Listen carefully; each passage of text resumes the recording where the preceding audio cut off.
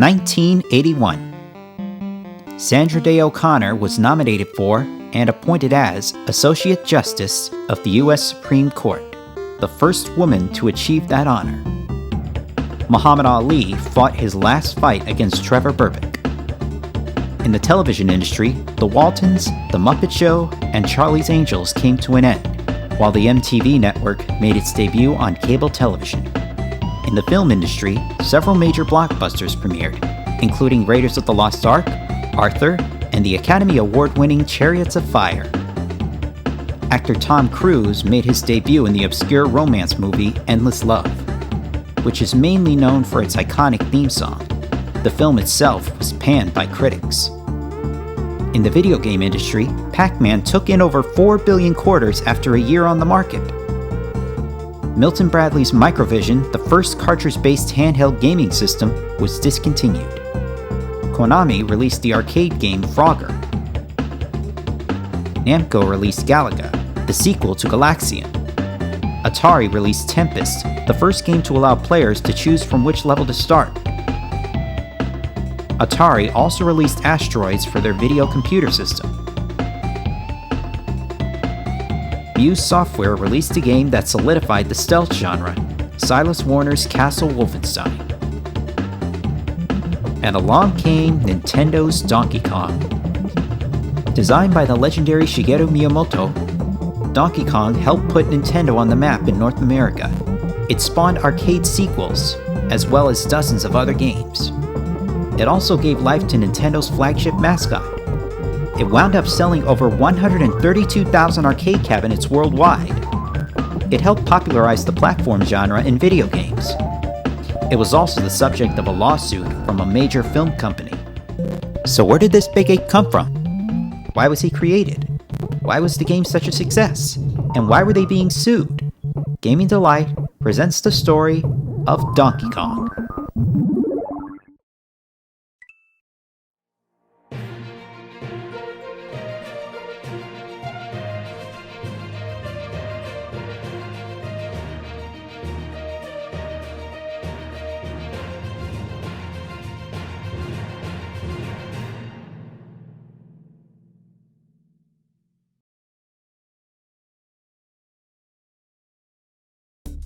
To get a better understanding of Donkey Kong, we first have to look at some of Nintendo's prior forays in gaming. In the 1970s, Nintendo shifted their focus off the toy business and the card business and onto the video arcade game industry. Among their arcade games, EVR Race, Wild Gunman, Sheriff, and Space Firebird. In June of 1977, they also ventured into home consoles, beginning with color TV game consoles. These systems came with a certain number of built-in games, depending on the model of the unit. These were Nintendo's answer to Atari's home Pong consoles and the numerous clones. In 1980, the company released the Game & Watch handhelds, a series of pocket-sized electronic games. Later that year, Nintendo founded their North American subsidiary. Nintendo of Japan President Hiroshi Yamauchi appointed his son-in-law, Minoru Arakawa, as the subsidiary's president. Their first main office was located in Manhattan, New York. One of their first orders of business was to release the Game & Watch handhelds themselves to North American store shelves. They had previously licensed the devices to Mego, who had released them as Time Out. In October of that year, Nintendo released Radar Scope in Japan. It was a shoot-'em-up with 3D-like third-person view. The game was often described as a mix between two popular shoot-'em-ups, Taito's Space Invaders and Namco's Galaxian.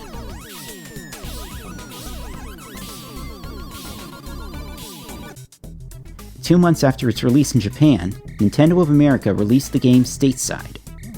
Unlike in Japan, Radar Scope didn't make a huge splash in the United States. 3,000 cabinets were ordered, only for a mere 1,000 to be sold.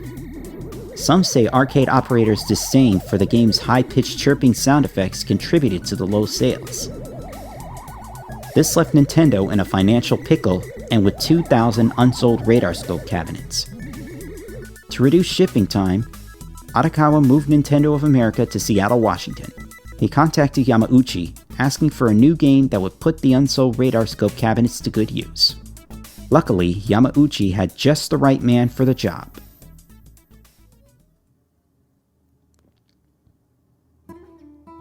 Back in 1977, a graduate of the Kanazawa Municipal College of Industrial Arts was hired by Nintendo. His name was Shigeru Miyamoto. Upon showing 2 wooden clothes hangers in the shape of animals, Miyamoto was given a job as an apprentice in the planning department by Hiroshi Yamauchi. Before getting into video games, Miyamoto had a love for manga and had hoped to become an artist. But after playing Space Invaders, Miyamoto was inspired to design video games. He soon evolved from a planning department apprentice to a designer. His first gig was to create the art for the arcade game Sheriff, a Western-themed shooter which was released in Japan in October of 1979. A month later, it was released in Europe. It soon hit North America in January of 1980, distributed by Far East Video, which had previously distributed Nintendo's Space Fever. Exidy also distributed Sheriff as Bandito. Also in 1980, Miyamoto designed the characters for the arcade game Space Firebird. The game was released in July of 1980 in Japan, and 3 months later in North America, distributed by Far East Video and Sega Gremlin. There also has been debate about whether or not Miyamoto was involved in the development of Radarscope. In 1981, Nintendo asked Miyamoto to design a new game so that Nintendo of America could convert the unsold Radarscope cabinets into that of the new game so as to bring the North American subsidiary out of the red. In March of that year, development was underway, with Miyamoto and Nintendo's Research and Development 1 team, led by Gunpei Yokoi, at work. Handling the programming was Ikegami Tsushinki, a manufacturer of broadcasting equipment. During the 1970s, Ikegami had made a deal with Nintendo to manufacture arcade games, including Radarscope. The first thing that came to Miyamoto's mind for this new game was Popeye. He began designing a game based on the popular comic strip and cartoon series about the muscle-bound, spinach-loving sailor man. In the game, Popeye would fight to rescue his love Olive Oyl from his rival Bluto. One level in particular was based on the Popeye episode, A Dream Walking, where Olive sleepwalks on a construction site, and Popeye and Bluto fight to rescue her. However, during the designing process, Miyamoto ran into some snags, such as technical problems. According to an Iwata Ask interview, he recalled, "I sketched out a few ideas for games using Popeye. At that point, Yokoi-san was good enough to bring these ideas to the president's attention, and in the end, one of the ideas received official approval. But while I can't recall exactly what it was, we were unable to use Popeye in that title. It really felt like the ladder had been pulled out from under us, so to speak." Unable to use Popeye in his game, what was Miyamoto going to do next? Continue designing the game, but replace the Popeye characters.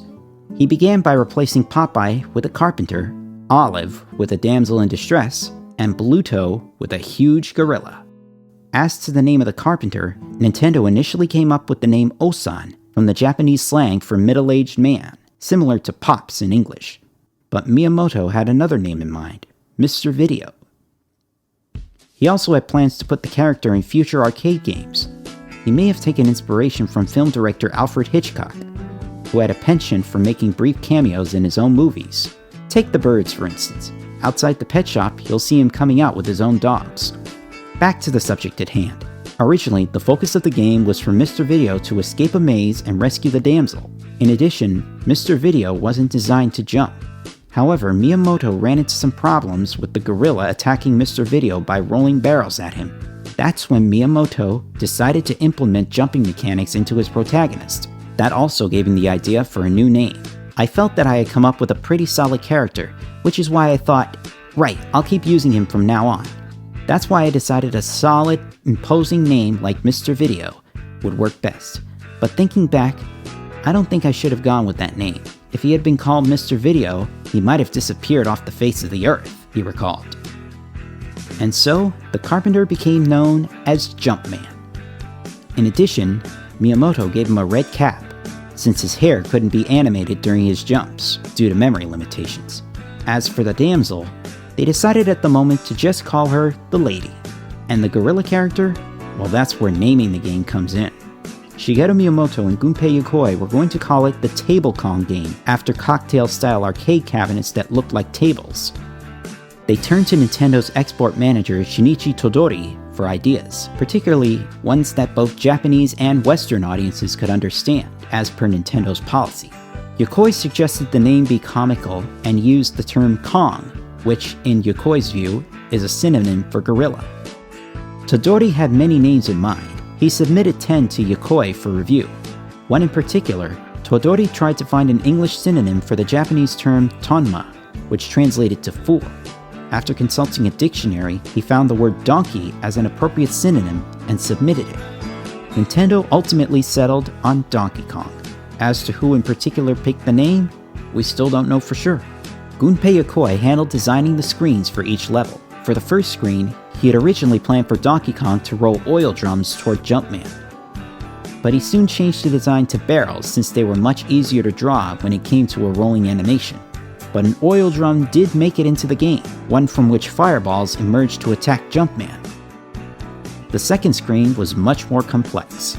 It took place in a cement factory, and the conveyor belts that rotated the cement proved to be a big challenge for Yokoi.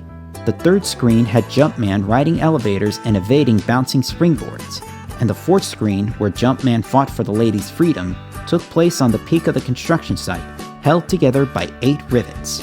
Once Jumpman walked or jumped past a rivet, it disappeared. Getting rid of all 8 rivets would send Donkey Kong plummeting headfirst to the ground, allowing Jumpman to reunite with the lady. After the game was finished, it was presented to Nintendo of America for review.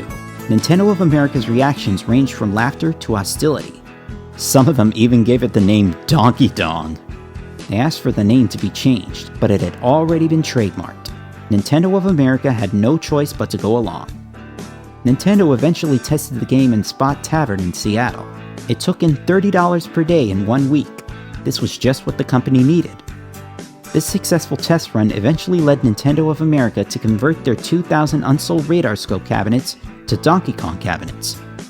As the release date drew near, Nintendo of America's landlord Mario Segale burst into the warehouse demanding rent. Nintendo of America promised they would pay it. Then came a brainstorm. They came up with a whole new name for Jumpman: Mario.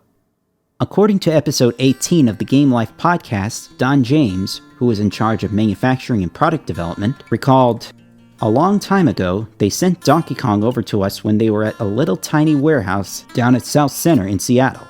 We were standing out there, myself and Mr. Minoru Arakawa, who was president at the time, and the character in Donkey Kong was called Jumpman in Japan. And they said, 'What do you want to name it in the USA?' And so we sat there and we thought, the guy who owned the lease on our facility was named Mario Segale. And so we thought, this guy is a recluse, no one's ever actually met him. So we thought, wouldn't it be a great joke if we named this character Mario? And so we said, that's great. And we sent a telex to Japan, and that's how Mario got his name. And thus, Jumpman officially became Mario. Of course, some arcade cabinets still use the name Jumpman in the instructions. However, flyers for Donkey Kong also gave him the name Little Mario.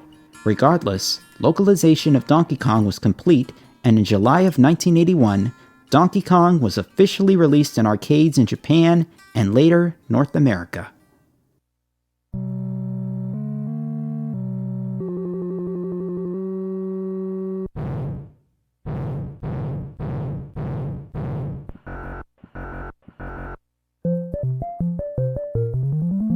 Let's go over the gameplay. You guide Mario as he makes his way up a construction site to save his girlfriend from Donkey Kong. Donkey Kong throws barrels at Mario, and fireballs spawn from an oil drum in the lower left corner. Every enemy you jump over scores you points, but don't get hit or you lose a life. Grabbing the hammer allows Mario to smash through each enemy that comes before him or above him, although he won't be able to jump. Reach the top and you advance to the next screen.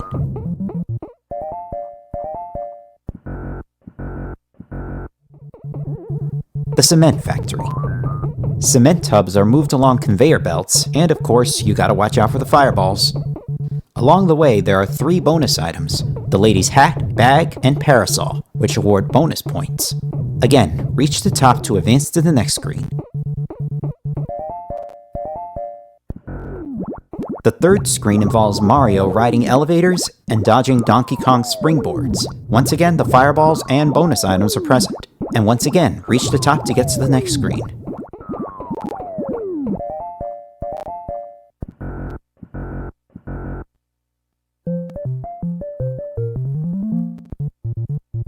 The fourth screen, the top of the construction site, is where Mario takes on Donkey Kong.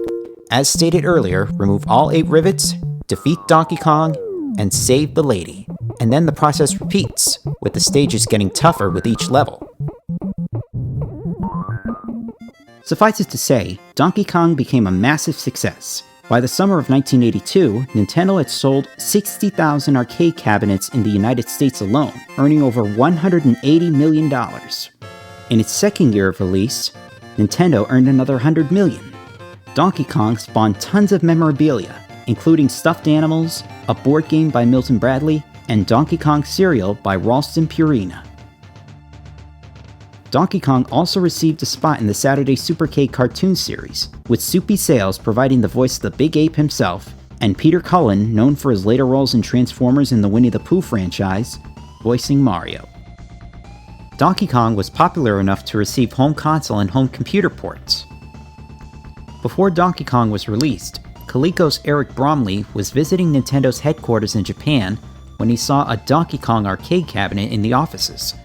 Bromley knew this game would be a smash hit to release with his company's upcoming console, the ColecoVision. After a meeting with Hiroshi Yamauchi, Coleco obtained the rights to release Donkey Kong cartridges on home consoles for a sum of $200,000, plus $2 per unit in royalties. Atari eventually obtained the home computer rights. When the ColecoVision was released, Donkey Kong was the original Pac-Man title. However, in this version, Donkey Kong is on the right side of the top girder on the first level, rather than on the left side. Plus, like in most ports, the Cement Factory stage was missing, probably due to hardware limitations. In addition, Coleco released the game on the Atari 2600 and Mattel's Intellivision. However, both of these ports were pretty poor. Rumors suggested that they were done poorly on purpose, but Gary Kitchen, who designed the 2600 version of the game, put those rumors to rest when he stated that it was due to time constraints and cartridge limitations. The Intellivision version has the same girder problems as the ColecoVision version, while the 2600 version doesn't. Neither version has either the Cement Factory stage nor the elevator stage. Coleco never released the game for the Atari 5200, likely due to the system's poor reception and limited user base. In 1983, Nintendo released their own port of Donkey Kong as a launch title for their new family computer, or Famicom for short. Again, the Cement Factory is missing, but it's a huge improvement over previous ports. Nintendo also released a Game & Watch version of Donkey Kong in June of 1982. It marked the debut of Gunpei Yokoi's D-pad, a cross-shaped piece of plastic with a ball pivot atop the directional inputs. This went on to become the best-selling Game & Watch of all time, selling over 8 million units. Now I know what you're thinking, what about the lady? Well, after giving Mario his name, Minoru Arakawa decided to give the lady a name too, Pauline, after Don James' girlfriend at the time. As for the arcade game, the success of Donkey Kong was more than enough for Nintendo to work on a sequel. At first, higher-ups at Nintendo wanted Shigeru Miyamoto to create more of the same game, but Miyamoto disagreed and decided to make Mario the enemy, and Donkey Kong the damsel in distress.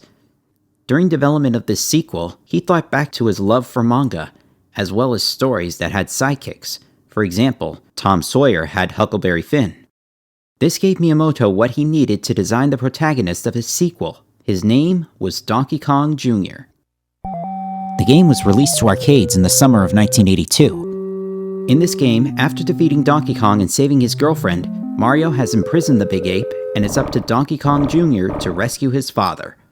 In the first stage, Jr. climbs up vines to try and get to the top, while avoiding Mario's Snapjaws. The bonus fruit on the vines can help you knock the Snapjaws out. The more Snapjaws defeated by the same fruit, the more points you obtain. Grab the key on top, and you move on to the next level. In the second stage, Junior now has to bounce on jump boards and climb up chains to reach the top. This time, instead of Snapjaws, Mario unleashes a flock of nitpicker birds, capable of tossing eggs at Junior. Again, reach the top in order to advance.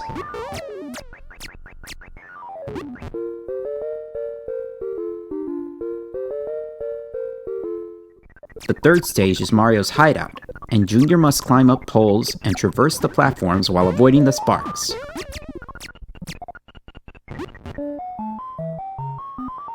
In the fourth and final stage, Junior climbs up chains, carrying 6 keys needed to release his pop-up.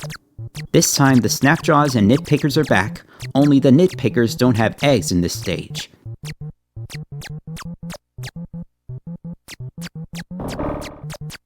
Once Junior has all 6 keys in place, Donkey Kong is set free,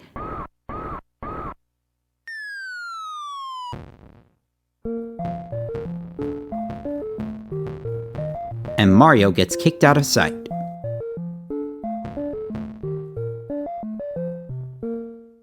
And the whole process repeats.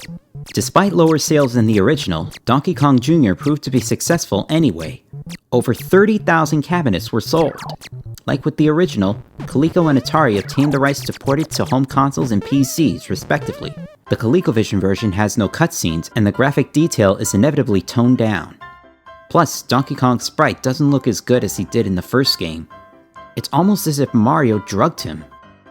The Atari 2600 version is significantly worse than the 2600 version of the first game. This version was programmed by Harley H. Puthoff Jr., who also programmed the 2600 version of Time Pilot.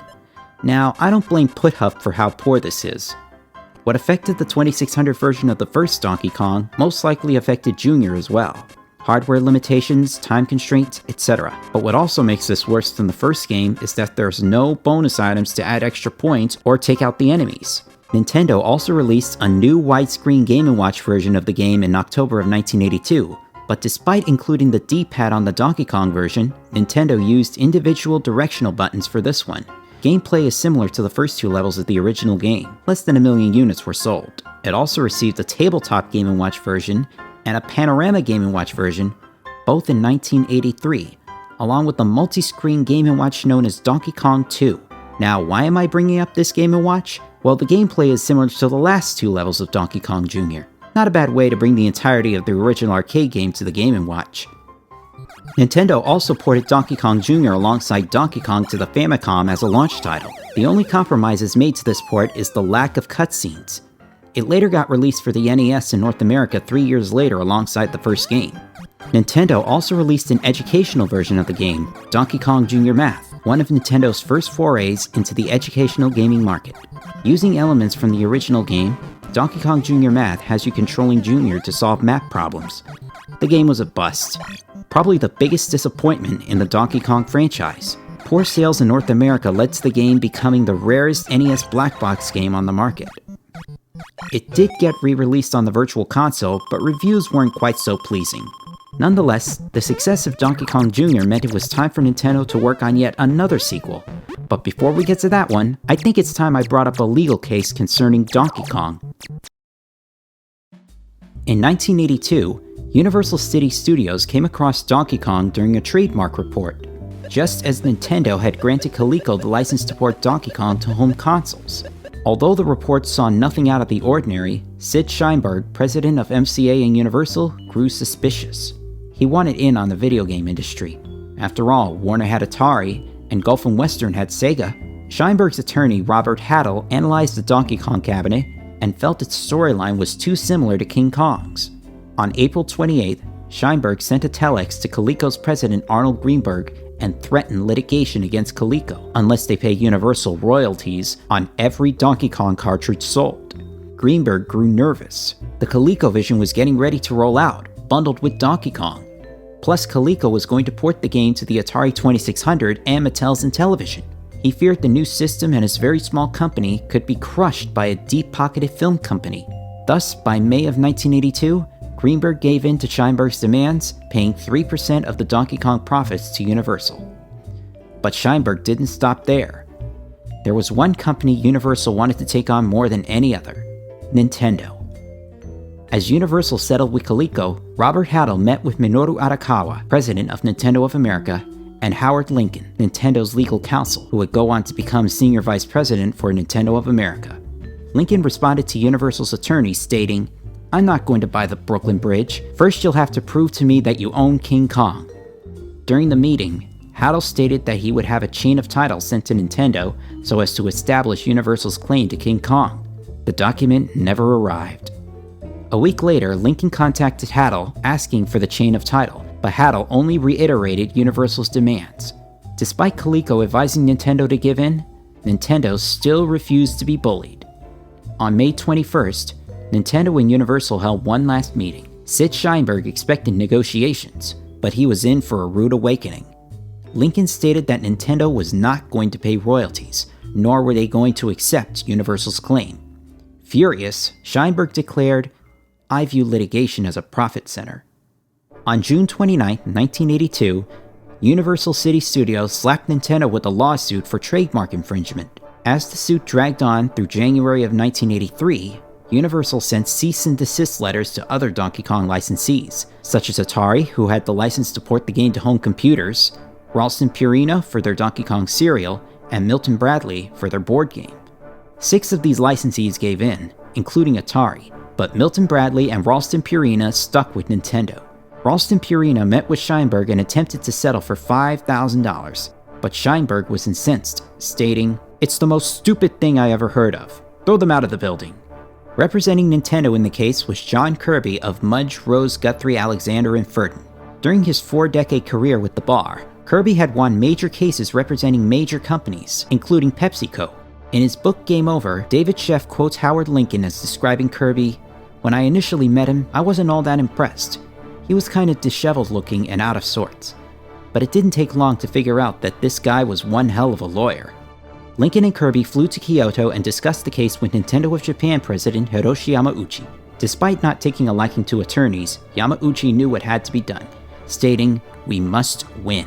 Kirby took out-of-court testimonies from Yamauchi and many who were involved in the development of Donkey Kong, including the game's creator, Shigeru Miyamoto. Kirby and Lincoln then returned to the US to prepare for the case at the United States District Court for the Southern District of New York. Presiding over the case was Judge Robert W. Sweet. During a hearing in August of 1983, Nintendo called for Jerry Momota, the company's original market research analyst. Judge Sweet watched as Momota played Donkey Kong and Donkey Kong Jr. so he could prove how Donkey Kong had absolutely nothing to do with King Kong. Then, John Kirby presented a game-changing piece of evidence. A lawsuit Universal filed against RKO in 1975 concerning the production of the 1976 King Kong movie. It was proven that the name and character of King Kong were not trademarked. Kirby pointed out that Universal filed this suit knowing they didn't trademark King Kong. On December 22, 1983, Judge Sweet ruled in favor of Nintendo. He concluded that Nintendo didn't infringe on King Kong, because even if Universal did trademark King Kong, which they didn't, Donkey Kong and King Kong were totally different. Said Sweet, "At best, Donkey Kong is a parody of King Kong, but a parody of this sort is not an infringement."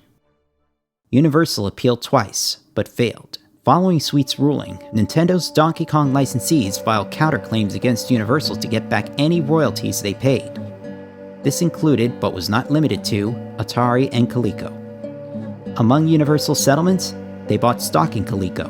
On May 20, 1985, Nintendo filed their own counterclaims. Judge Sweet ruled that Universal should pay Nintendo $1.8 million worth of damages, including legal fees, punitive damages, and lost revenues, among other things. He also reprimanded Universal for their abuse of the judicial process. He said, "Throughout this litigation, Universal knew, as a result of the RKO litigation, that it had no rights to any visual image of King Kong from the classic movie or its remake. Nonetheless, Universal, when it seemed beneficial, made sweeping assertions of rights, attempting to extract license agreements from companies incapable of or unwilling to confront Universal's profit center."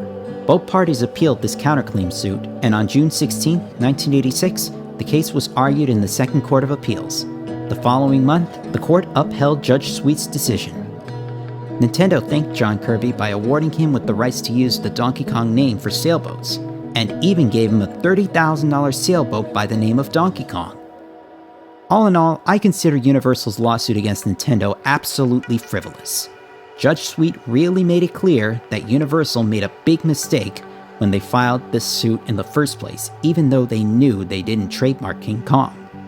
There's more to this lawsuit to talk about in the near future. However, This wouldn't be the only lawsuit Nintendo got slapped with over Donkey Kong, though it was more notable given how frivolous it was. In 1983, Ikegami Tsushinki filed a 580 million yen lawsuit against Nintendo, claiming their source code for Donkey Kong was copied for Donkey Kong Jr. without Ikegami's authorization. Nintendo asked Iwasaki Giken to reverse engineer the Donkey Kong source code. At the time, there were no copyright laws concerning computer codes in Japan, but that all changed in 1989 when those codes became copyrightable. A year later, in 1990, the Tokyo court ruled that while Nintendo owned most of Donkey Kong, including the gameplay, the characters, the concept, and the name itself, it was Ikegami Tsushinki that owned the original source code. The two parties settled the case out of court for an undisclosed amount. Okay, now that the lawsuits are out of the way, let's get to the next Donkey Kong arcade game. However, this arcade game would be completely different from the first two. Back in the early 80s, space shooters were still very popular, even though platformers like Donkey Kong and maze chase games like Pac-Man made a huge killing. Nintendo, despite having failed with Radar Scope, decided to make this new Donkey Kong sequel a shooter. Enter Donkey Kong 3.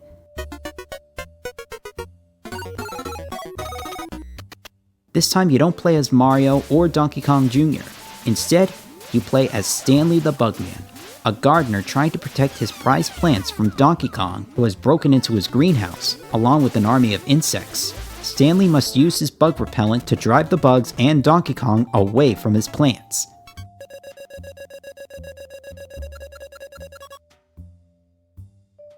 Taking a hit or losing all your plants costs you a life.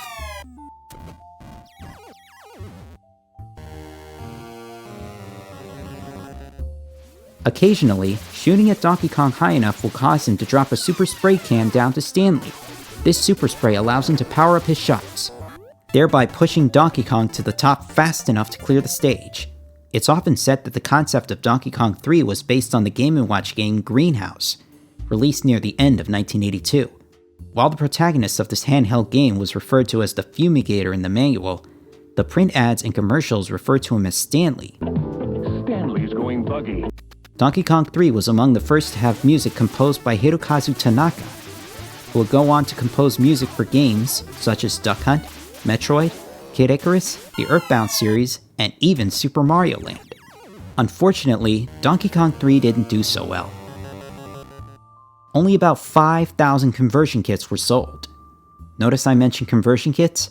That's another thing. Nintendo never released a dedicated Donkey Kong 3 arcade cabinet.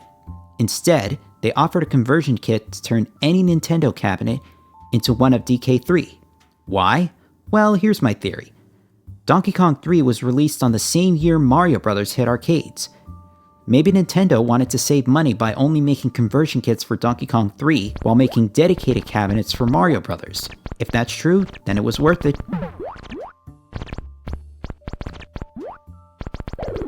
Donkey Kong 3 was an utter disappointment. It completely strayed from the format of the first two games, and it was eventually overshadowed by Mario Bros. It also didn't help that DK3 was released during the video game crash of 1983. The game never got ported to any non-Nintendo platform. However, there was a Microversus system Game & Watch based on it. Donkey Kong 3 ended up being the last Donkey Kong arcade game Nintendo ever released. However, in August of 1984, Hudson Soft released a sequel to the game, Donkey Kong 3 Daigyakushu, or The Great Counterattack, for Japanese PCs. Stanley the Bugman is back to spray Donkey Kong with his bug spray once again. But this time he's not protecting plants, and he's got no more platforms to jump on. Instead, he has to spray the big ape off the screen as he descends via parachutes. Other than these small changes, it's no different than the original Donkey Kong 3. It's hard to find a copy of the game and a working Japanese PC, but thanks to a team of fans, the game was dumped online in early 2018. Sadly, after the Great Counterattack, gamers wouldn't see a new Donkey Kong game in any official capacity for a decade. Nintendo of America had teased Return of Donkey Kong in the official Nintendo Player's Guide, but the game was quietly cancelled, and there's nothing concrete explaining why or even how far it went into development. Throughout the decade of no Donkey Kong games, Nintendo shifted their focus on Mario. The success of Mario Bros. Led to Shigeru Miyamoto creating a successor for the Famicom/NES that would ultimately bring the Italian plumber to new heights. It ultimately spawned its own franchise, which is still going strong to this day. But where was Donkey Kong?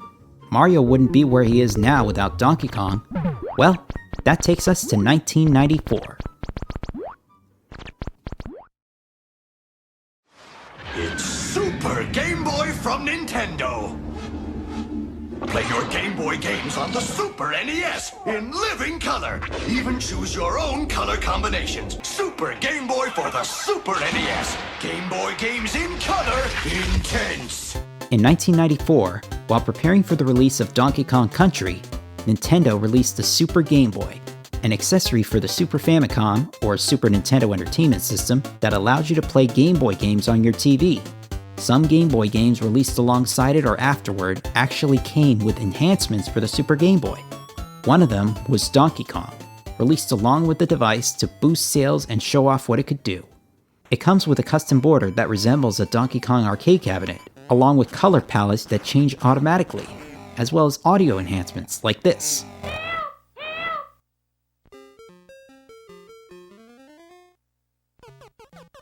Developed by Pax Softnica, Donkey Kong on the Game Boy begins with the 4 original levels of the arcade game, except Mario can now flip and jump even higher. He can even jump as he changes direction.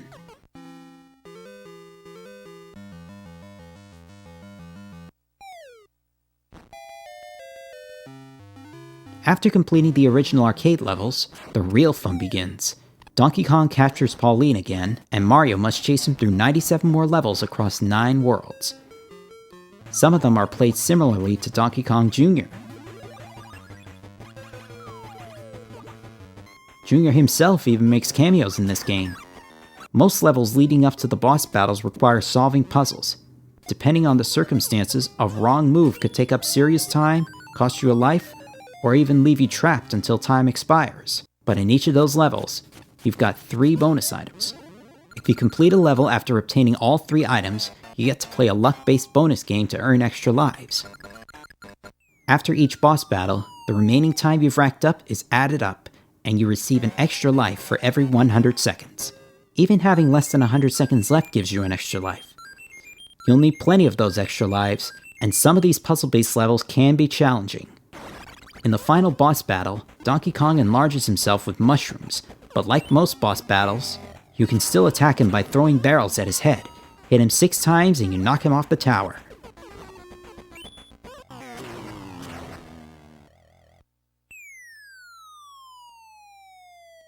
Once that's done, Mario is officially reunited with Pauline, who awards him with a super mushroom. Mario eats it and grows, just in time to catch the falling Donkey Kong, who has shrunk back down to his normal size. Donkey Kong calls for help, and Jr. jumps in for a photograph. What's cool about the end credits is that while you hear an 8-bit chiptune under normal circumstances, a 16-bit tune is heard when it's played on the Super Game Boy.